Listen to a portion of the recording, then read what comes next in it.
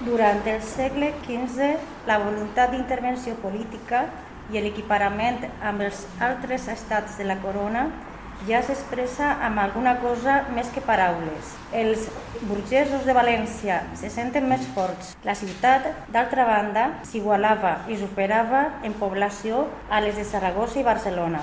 El patriotisme local havia donat els seus fruits i aleshores veien els jurats de València reclamar clarament llur part, com a tots els valencians, en l'alta burocràcia de la monarquia. Ja en 1412 es queixen a Ferran d'Antequera, el rei de Casp, perquè en tota la nominació d'oficials creats no hi coneixien pues, d'aquesta ciutat renya sinó mossèn Pujada, qui lo dit senyor rei ha fet al Guatzir tot els de més a banda redunda en catalans, qui tots temps han vedlat obtingut ocupar-se i absorbir la casa dels senyors reis. El text és doblement revelador, pel que suposa de demanda i pel que té de protesta contra el monopoli català dels càrrecs més alts de la corona.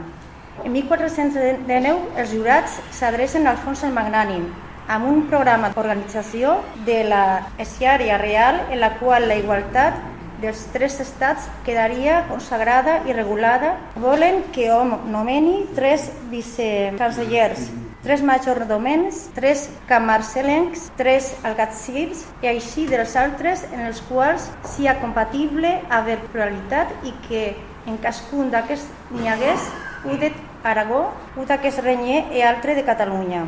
En 1427 la ciutat de València aconsegueix que alternin els valencians amb els aragonesos i els del Principat en el rectorat de la Universitat de Lleida.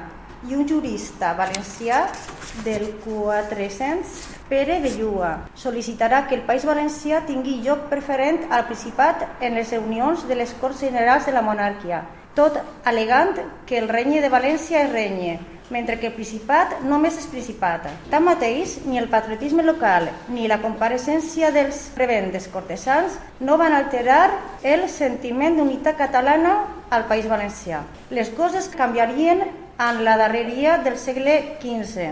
Torno a extraure unes línies del llibre d'Escolano perquè les trobo exactes i perquè, de més a més, revelen una convicció ben antiga. Pasaven per una misma tierra y nación de la Cataluña y Valencia, diu el cronista. Basta que de 100 años, a poco más de esta parte, que el rey católico don Fernando de Aragón unió su corona con la de Castilla.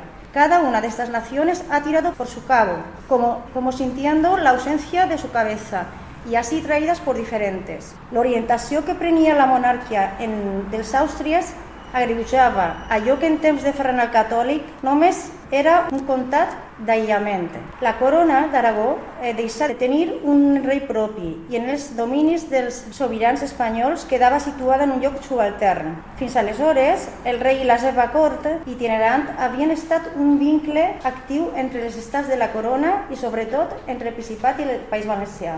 Les constitucions privatives de cada regió no coartaven l'autoritat unitària del rei i en els cercles acostats al monarca, consellers, funcionaris, eclesiàstics, la gent de tots els països catalans trobava ocasió de reunir-se i de relacionar-se.